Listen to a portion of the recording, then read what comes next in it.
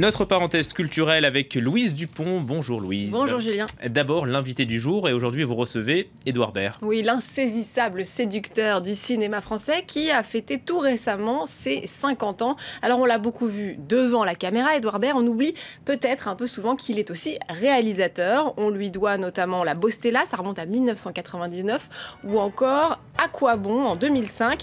Des films qui, il faut le dire, ont un peu eu du mal à trouver leur public, qui ont pu un peu dérouter certains.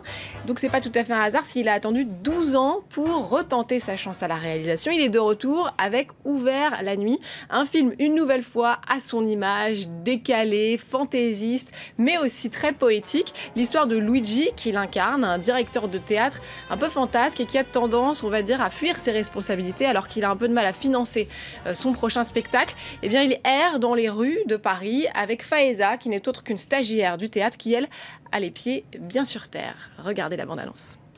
Il suffit qu'il y ait 2 mois de salaire en retard pour que tout le monde soit de mauvaise humeur? Bah ouais. Est-ce que l'un d'entre vous peut me dire là, dans les yeux, qu'il a déjà commencé un spectacle ici, sans avoir été payé jusqu'au dernier centime? À part toi. C'est la grève. Quand on a nos payes, ça reprend. Ça fait 2 mois qu'on attend le vrai singe. Eh ben, le vrai singe, il est en cours de route. Tu pars vraiment, là? Je fais mon métier. Google. Quoi? Eh ben, Google, singe, dresseur, urgence, dépannage. Tu te rends compte qu'on est samedi soir à Paris? On va pas se laisser enfermer. Bon, allez, on y va, on fait les choses en vrai, on va voir les gens en vrai, on les touche. J'ai envie de vous peindre. On parle, on discute, on s'inconcilie, on boit un coup. Il faut cesser d'avoir peur et c'est là qu'on n'aura plus de limite. Non mais qui a dealé ce contrat, la con, la 1000 € au jour? Toi. Moi? Mais qu'est-ce qu'il m'a pris, moi? Et toi, tu pouvais pas m'en empêcher, non?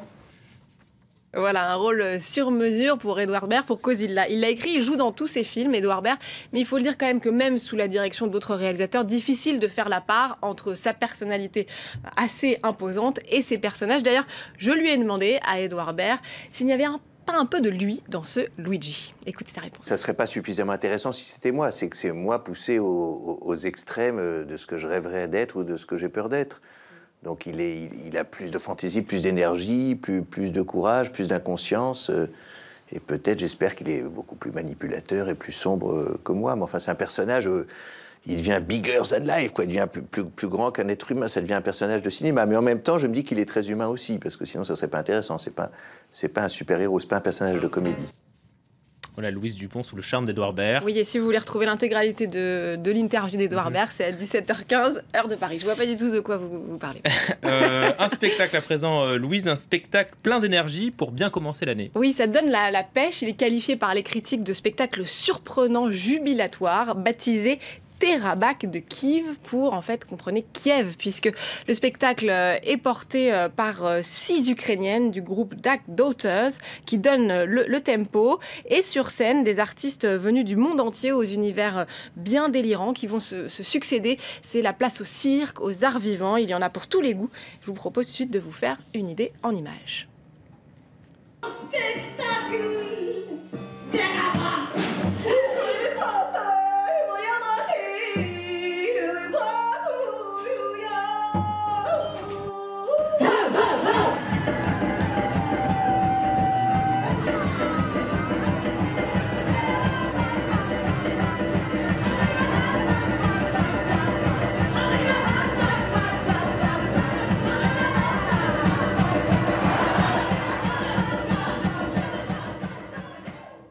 Louise, on termine avec la disparition d'un chanteur sénégalais. Oui, celui que Youssou N'Dour, la star sénégalaise, a qualifié de petit frère dans un message de condoléances.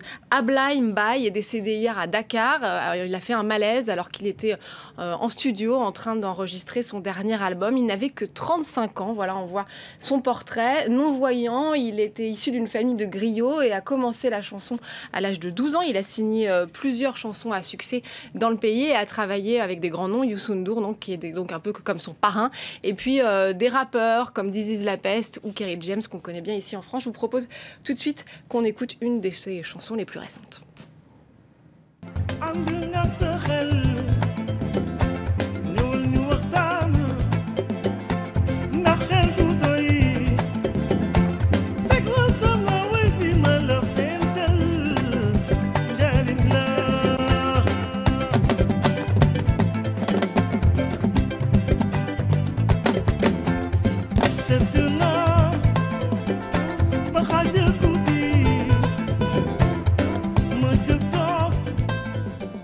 Merci beaucoup Louise Dupont. On vous retrouve donc tout à l'heure dans À l'affiche.